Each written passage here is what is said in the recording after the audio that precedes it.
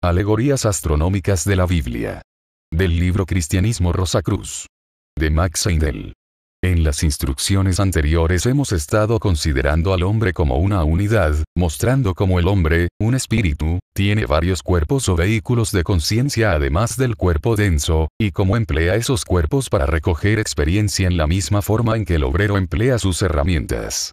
Vimos también que la experiencia de cada vida se asimila después de la muerte, entre esta y el nuevo nacimiento, de manera que en cada nueva vida terrestre poseemos como facultades la suma de todas nuestras experiencias de las vidas anteriores. Y como estamos de esa manera progresando hacia la gloriosa meta de la perfección, que todos alcanzaremos antes de cesar de volver a esta tierra, en la que cada vida no es más que un día de escuela.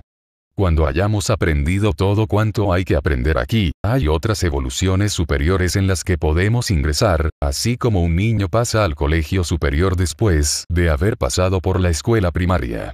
El progreso sin fin está ante el ego, y toda limitación es inconcebible, porque el espíritu humano es una chispa del infinito, desarrollando todas las posibilidades.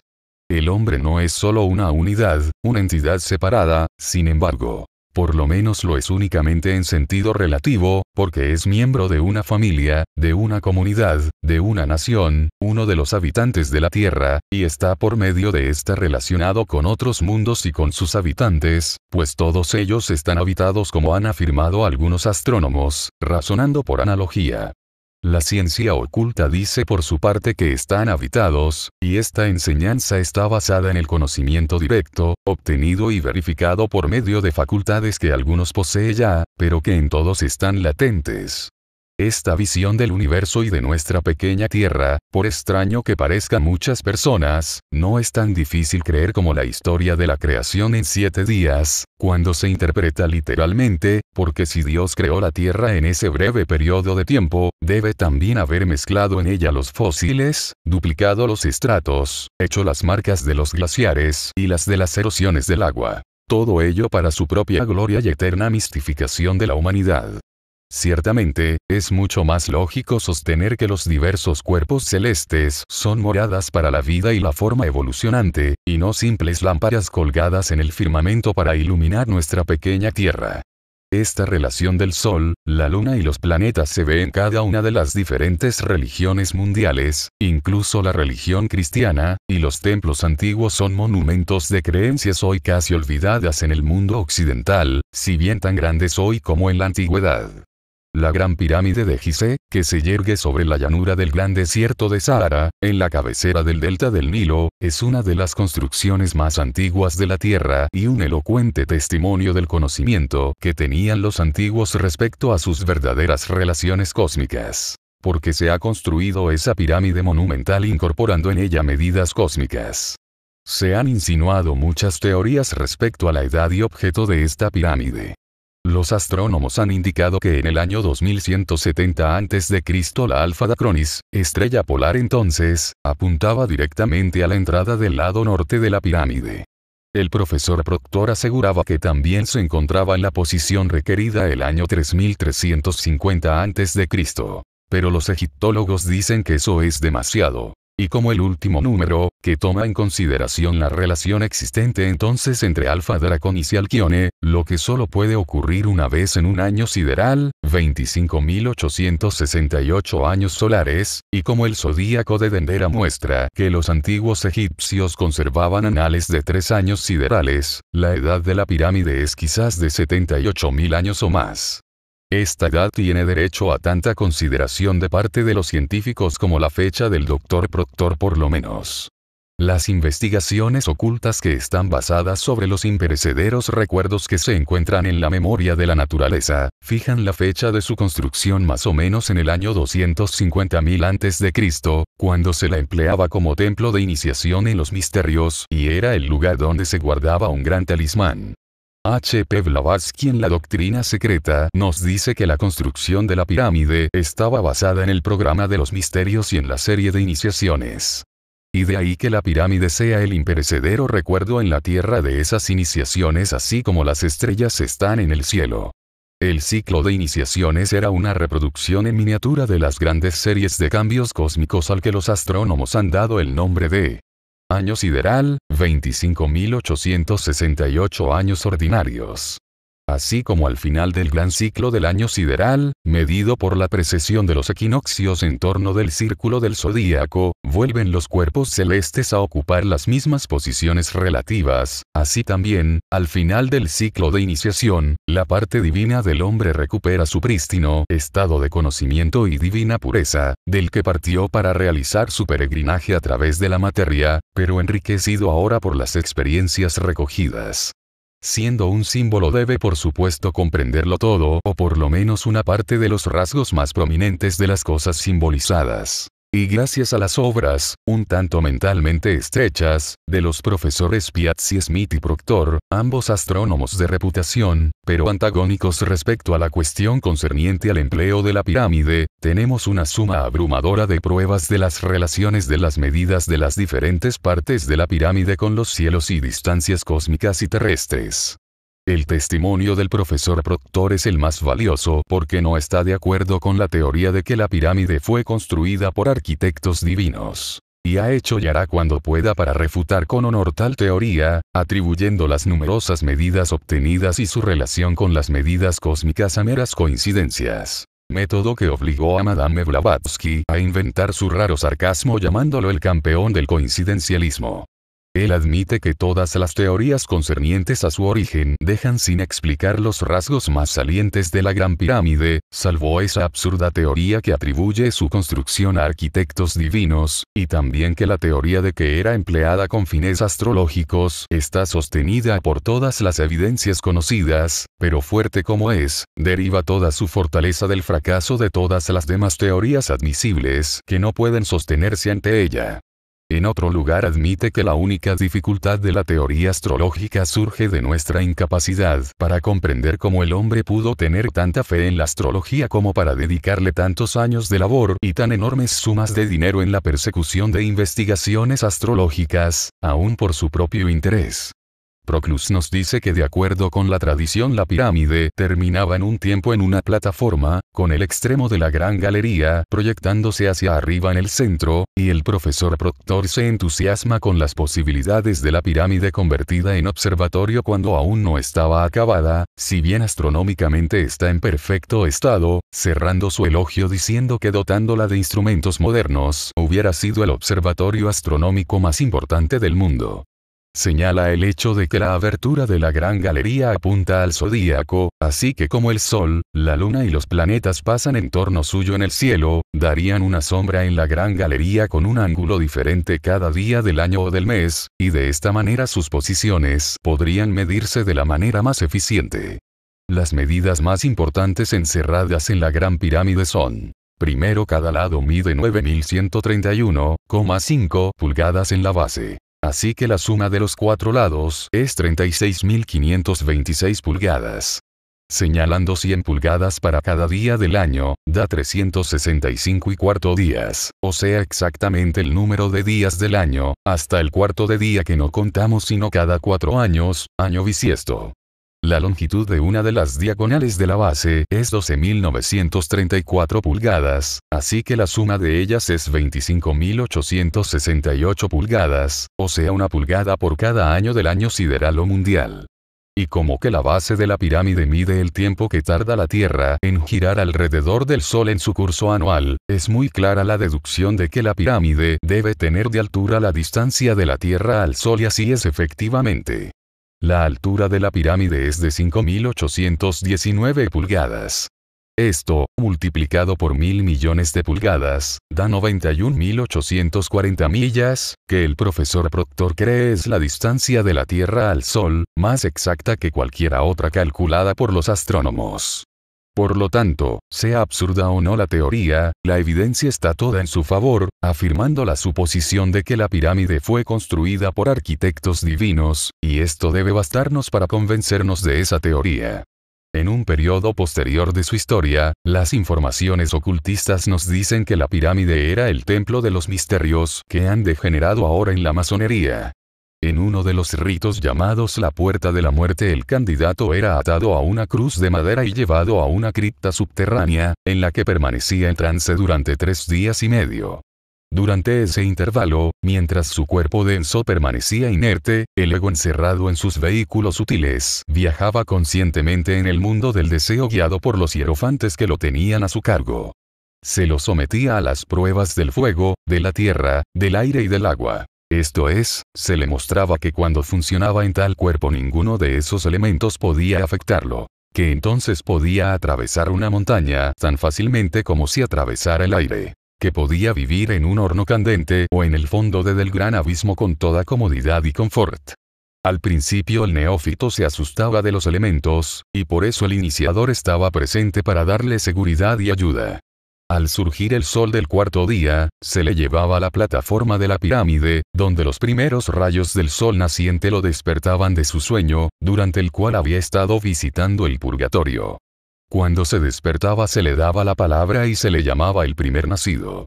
Este rito subsiste todavía en el tercer grado de la masonería. La muerte y resurrección de Hiram Abiv, el hijo de la viuda, el gran arquitecto del templo es Salomón y el héroe de la leyenda masónica. Y Ragón, el eminente masón francés, dice que la leyenda de Hiram es una alegoría astronómico que representa al sol desde el solsticio de verano en adelante. Durante el verano el sol hace emitir cantos de gratitud a todo lo que respira, y de ahí que Hiram que lo representa pueda dar la palabra, es decir, vida a todo. Entonces el sol entra en los signos australes al decaer el equinoccio, la naturaleza enmudece, e Hiram, el sol ya no puede dar más la palabra sagrada. Encuentra a los tres asesinos. Los signos zodiacales, Libra, Escorpio y Sagitario, por los que pasa el sol en octubre, noviembre y diciembre. El primero lo golpea con la regla de 24 pulgadas que simboliza las 24 horas que tarda la Tierra en girar sobre su eje. El segundo lo golpea con la escuadra de hierro, que simboliza las 4 estaciones, y por último el golpe mortal lo da el tercer asesino con un mallete, el que, siendo redondo, significa que el sol ha completado su círculo y muere para dar lugar al sol del año nuevo. Los iniciados de los templos de Egipto se llamaban Fremesen, que significa hijos de la luz, porque habían recibido la luz del conocimiento, y esas palabras se cambiaron después en francmasón. En la religión judaica oímos hablar de un Dios que hizo ciertas promesas a un hombre llamado Abraham. Le prometió que haría la semilla de Abraham tan numerosa como las arenas del mar. Y se nos dice cómo trató al nieto de Abraham, Jacob, que estaba casado con 4 esposas, de las cuales tuvo 12 hijos y una hija, a estos se les considera como los padres de la nación judaica. Esa es también una alegoría astronómica referente a las migraciones de los cuerpos celestes, como se comprobará leyendo cuidadosamente el capítulo 49 del Génesis y el capítulo 33 del Deuteronomio, en los que las bendiciones de Jacob a sus hijos muestran que estos estaban identificados con los 12 signos del zodíaco. Simón y Leví representaban al signo Géminis, los gemelos, y el signo femenino, Virgo, lo atribuía Jacob a su única hija Dina. Las 4 esposas son las 4 fases de la luna y Jacob es el sol. Esto es análogo a las enseñanzas que encontramos entre los griegos, en los que Gaia, la tierra, es la esposa de Apolo, el sol. Y entre los egipcios, en los que el calor y la humedad, el sol y la luna, estaban personificados por Osiris e Isis. Los ríos sagrados el Jordán y el Ganges estaban también relacionados etimológicamente con el río Eridano, que es una de las constelaciones. Significa fuente de descendencia y para los agricultores, como eran todos esos pueblos antiguos, esos ríos eran la fuente de las aguas de la vida. Josefo nos dice que los judíos llevaban los 12 signos del zodíaco en sus banderas y que acampaban en torno del tabernáculo que tenía el candelero de 7 brazos que representaba al sol y a los cuerpos celestes que giran dentro del círculo formado por los 12 signos del zodíaco. Los judíos situaban sus templos en tal forma que las 4 esquinas apuntaran al noreste, sureste, suroeste y noroeste, y los lados directamente al norte, este, sur y oeste, y al igual que todos los demás templos solares, la entrada principal estaba al este, de manera que el sol naciente iluminara su portal y fuera así el heraldo de cada día anunciante de la victoria de la luz sobre los poderes de las tinieblas, trayendo así a la humanidad naciente el mensaje de que la luz y la obscuridad antagónicas en el plano material no eran más que la contraparte de un antagonismo similar en los mundos mental y moral, en los que el alma humana está abriéndose camino hacia la luz porque la batalla entre la luz y la oscuridad en el mundo material como todos los demás fenómenos, son sugestiones de las realidades de los reinos invisibles, y esas verdades se daban al hombre como mitos por las guías invisibles que dirigían su desarrollo y su intelecto naciente, lo que al fin produjo la arrogancia que obligó para que aprendiera mediante los rudos golpes de la experiencia. Entonces el hombre los olvidó y comenzó a mirar esas antiguas historias de dioses y semidioses como imaginarias. Sin embargo, hasta la iglesia cristiana primitiva estaba imbuida con ese conocimiento acerca del significado del mito solar, porque la Catedral de San Pedro en Roma está construida mirando al este, como todos los demás mirando al este, como todos los demás templos solares, hablando a la humanidad de la gran luz del mundo, que debe venir a disipar las tinieblas espirituales que aún nos rodean. La antorcha de luz que traerá paz sobre la tierra y buena voluntad a todos los hombres, obligando a las naciones a convertir sus espadas en arados y sus lanzas en podaderas. Los judíos saludaban al sol con el sacrificio matinal y se despedían de él al ponerse el sol de manera análoga, con una oblación vespertina ofreciendo en su sabbat, un sacrificio adicional al dios de raza lunar, Jehová. También lo adoraban con sacrificios en cada nueva luna. Sus dos grandes fiestas se celebraban en la Pascua Florida, cuando llegaba el tiempo de la Pascua israelita, que es cuando el sol pasa por su nodo oriental, dejando el hemisferio austral donde invernaba y comenzando su jornada hacia el norte en su carro de fuego, victoriado con alegría el hombre, como el Salvador que lo libraría del hambre y del frío que inevitablemente se producirán si permaneciera siempre en su declinación austral. La última fiesta de los judíos, y la más importante, es la fiesta de los tabernáculos, cuando el sol cruza su nodo occidental, en el otoño, después de haber dado al hombre el pan de la vida con el que podía sustentar su ser material hasta la próxima vuelta del sol a los cielos boreales. Por las razones mencionadas, a los 6 signos que el sol ocupa en el invierno se les llamaba siempre el Egipto, la tierra de los filisteos, etc., un nombre que significaba algo malo para el pueblo de Dios. Mientras que los signos boreales en los que está el sol en la estación fructífera, se llamaban los cielos, la tierra prometida, que destilaba leche y miel.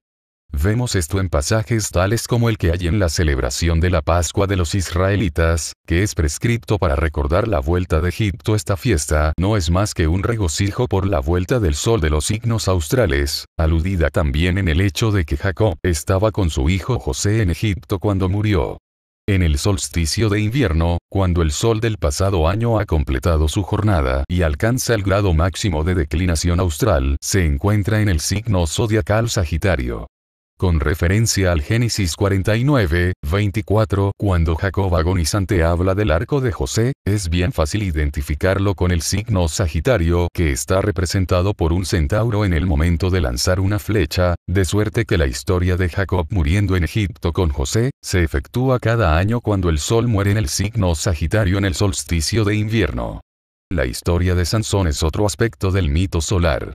Mientras el cabello de Sansón era largo y seguía creciendo, su fuerza aumentaba. Sansón es el sol y sus rayos representan el cabello de aquel.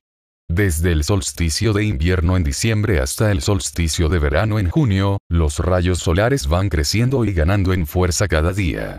Esto aterroriza a los poderes de las tinieblas, los meses invernales, los filisteos, porque si ese dador de luz continuara reinando, su reino, el de los filisteos, terminaría. Y entonces se complotan contra Sansón para descubrir en qué consiste su fuerza. Se aseguran la cooperación de la mujer Dalila, que es el signo de Virgo, y cuando Sansón, el sol, pasa a través de este signo en septiembre, se dice que dejó su cabeza en el seno de la mujer y le confió su secreto. Entonces ella le corta los cabellos, porque en ese entonces los rayos del sol se debilitan. Entonces los filisteos o meses invernales vienen y se llevan al debilitado gigante a su prisión. Los signos australes en los que está el sol, en el invierno. Le sacan los ojos, o sea que le quitan su luz, y por último lo llevan a su templo, y en el solsticio de invierno lo someten a infames indignidades, creyendo haber vencido a la luz completamente, pero con su fuerza restante el gran gigante solar derrumba el templo aunque muere en su esfuerzo, pero se sobrepone a sus enemigos, dejando así lugar para el nuevo sol que nacerá para salvar a la humanidad del frío y del hambre que seguirían si se quedara siempre limitado por los poderes de las tinieblas, los filisteos, los meses invernales. Las vidas de todos los salvadores de la humanidad están también fundadas sobre el pasaje del sol en torno del círculo zodiacal, que describe las ordalías y los triunfos del iniciado, y por este hecho se ha llegado a la errónea conclusión de que esos salvadores no existieron nunca, siendo esas historias simples mitos solares. Eso es erróneo. Todos los instructores divinos enviados al hombre son caracteres cósmicos, y el orden de sus vidas está de acuerdo con la marcha de los astros, los que contienen, por así decirlo, una biografía anticipada de sus vidas. Todos vinieron con luz divina espiritual y con conocimientos de igual índole para ayudar al hombre a encontrar a Dios, y por lo tanto los acontecimientos de su vida estaban de acuerdo con los acontecimientos que el portador físico de luz, el sol, encuentra en su peregrinaje a través del año. Los salvadores han nacido de una Virgen Inmaculada, cuando obscuridad era mayor entre la humanidad, así como el sol de cada año nace, o comienza su jornada, en la noche más larga del año, cuando el signo zodiacal Virgo, la Virgen, se mantiene sobre horizonte oriental en todas las latitudes entre las 10 y las 12 p.m. y permanece tan inmaculada como siempre, aún después de haber dado a luz un hijo sol. De ahí que veamos a la diosa egipcia Isis sentada en una luna creciente, nutriendo a su hijo divino, Horus. Astarte, la Inmaculada Señora de Babilonia con su hijo Tamuz y una corona de 7 estrellas sobre su cabeza. A Devaki en la India con su hijo Krishna, y a nuestra propia Virgen María dando a luz al Salvador del mundo occidental bajo la estrella de Belén. Por todas partes la misma historia. La Madre Inmaculada, el Hijo Divino y el Sol, la Luna o las estrellas. Así como el Sol material es débil y tiene que huir de los poderes de las tinieblas, así también todos esos divinos dadores de luz son perseguidos y se ven obligados a huir de los poderes del mundo. Y como el Sol, siempre escapan. Jesús huyó ante Herodes. El rey Kansa y el rey Maya son sus contrapartes en otras religiones. El bautismo ocurre cuando el sol pasa a través del signo Acuario, el aguador, y cuando pasa por el signo Piscis. En marzo, tenemos el ayuno del iniciado, porque Piscis es el último de los signos australes, y todos los almacenes otrora llenados por los dones del sol del año anterior están casi exhaustos, y el alimento del hombre escasea. El alimento de pescado de la Cuaresma, que tiene lugar en ese tiempo, es una corroboración más del origen solar del ayuno. Cuando en el equinoccio el sol cruza el ecuador, tiene lugar la crucifixión, porque entonces el dios solar comienza a dar su vida como alimento a sus adoradores, madurando el trigo y las uvas, de los que se hace el pan y el vino. Para efectuar eso es necesario que deje el ecuador y siga su marcha ascendente por el cielo. Similarmente la humanidad no se beneficiaría nada, espiritualmente hablando, si sus salvadores permanecieran con ella, y por consiguiente se van hacia los cielos como hijos o soles, de justicia y rectitud, alimentando a los fieles desde arriba, así como lo hace el sol con el hombre cuando se eleva en el cielo. El sol alcanza su punto máximo de declinación boreal en el solsticio de verano. Entonces se sienta en el trono de su padre, el sol del año anterior. Pero no puede quedarse allí más de 3 días. Entonces retorna hacia abajo hasta su nodo occidental. Análogamente los salvadores de la humanidad ascienden hasta el trono del Padre, para renacer de vez en cuando para el bien de la humanidad, cuya verdad está encerrada en el credo nicéano. Y de allí volverá. El movimiento conocido bajo el nombre de precesión de los equinoccios por el que el Sol cruza el ecuador el 21 de marzo en un punto diferente cada año, determina el símbolo del Salvador. Cuando nació Jesús, el sol cruzó el ecuador por el grado quinto de Aries, el Cordero. Por consiguiente Cristo fue el Cordero de Dios. Sin embargo, hubo una disputa, porque algunos creían que debido a lo que se llama la órbita de influencia, el poder del sol estaba realmente en el signo Piscis, los pescados, y que el símbolo de Cristo debía ser un pez. Como reliquia de esa disputa tenemos que hoy en día la mitra del obispo tiene la forma de la cabeza de un pez. Cuando nació Mitras, el salvador persa, el sol cruzaba el signo Tauro, y de ahí que veamos a Mitras montado en un toro, y eso fue también la base de la adoración del buey Apis en Egipto. Actualmente el equinoccio está en el grado 10 más o menos de Piscis, los peces, así que si un salvador naciera ahora sería un pez hombre como Oanes de Nínive, que por corrupción se transformó en Jonás.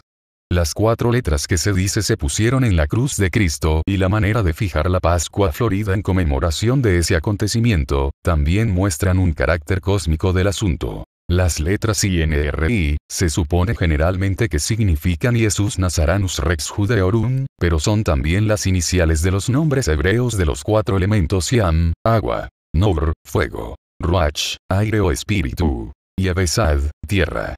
Sería también absurdo fijar el aniversario de la muerte de un individuo según se fija la Pascua Florida por el Sol y la Luna, pero se hace debidamente, pues es una fiesta solar de carácter cósmico, relacionada al Sol como dador de luz espiritual y como luminaria física.